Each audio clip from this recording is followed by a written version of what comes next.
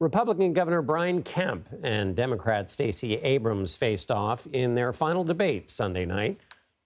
The two opponents focused a good portion of their time on crime in the Peach State. Here's some of their exchange. Men and women in law enforcement know who is going to be with them, who has had their back and will continue to have their back, and that is me. And that's why we have the endorsement of 107 sheriffs around this state. As I've pointed out before, I'm not a member of the Good Old Boys Club. So no, I don't have 107 sheriffs who want to be able to take black people off the streets, who want to be able to go without accountability. I don't believe every sheriff wants that, but I do know that we need a governor who believes in both defending law enforcement, but also defending the people of Georgia.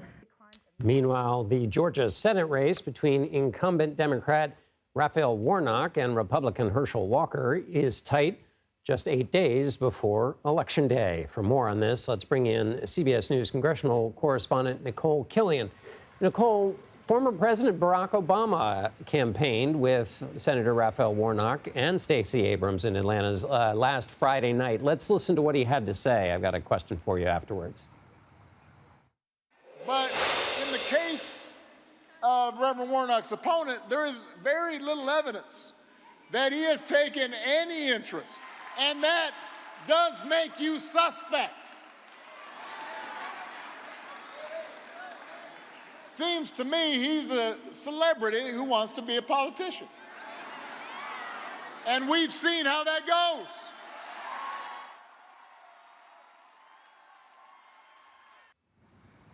President Obama was once called a celebrity by John McCain, but you don't bring in a celebrity like former President Obama to convince the people who've already voted in Georgia. You aim him at those who aren't voting. So what group are Democrats worried are not turning out and that they need the star pitcher from the bullpen to get them out to vote?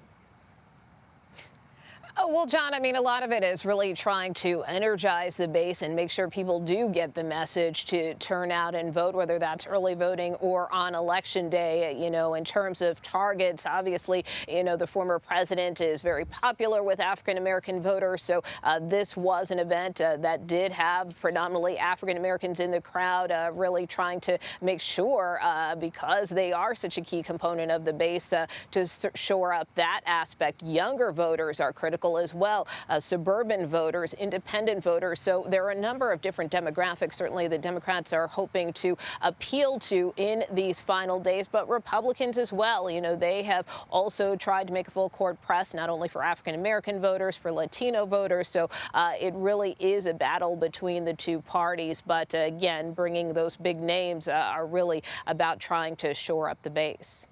Nikole, you spent some time this weekend talking to black voters, which are a very important constituency in Georgia. What did you learn?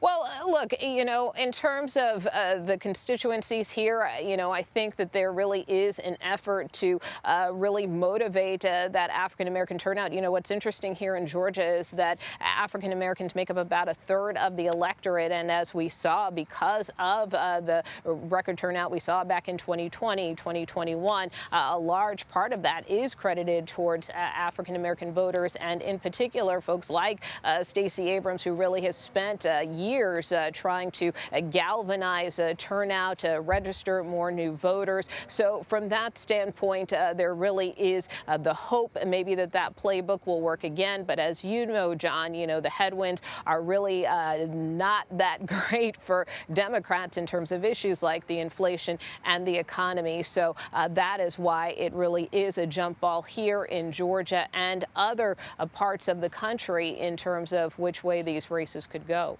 I wondered, Nikole, if you ran into anybody in your conversations since you've been down there that have mentioned or talked to you about the new voting laws in Georgia. There was so much debate about how those were an effort to suppress the vote, particularly in the black community.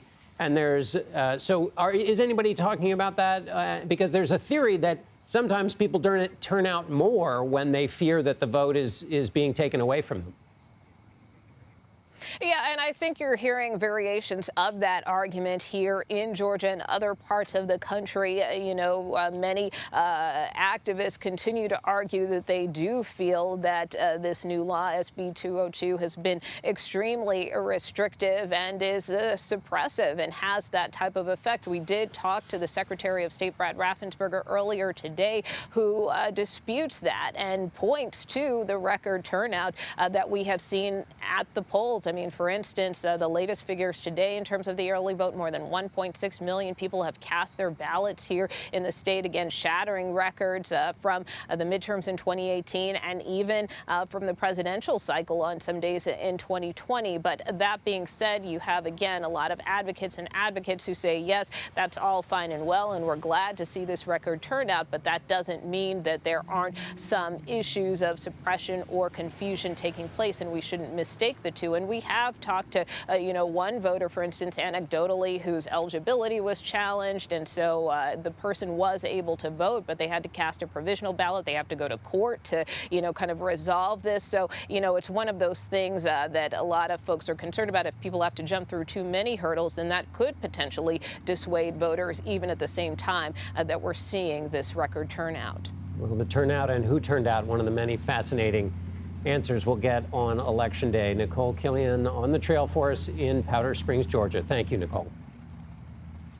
You bet.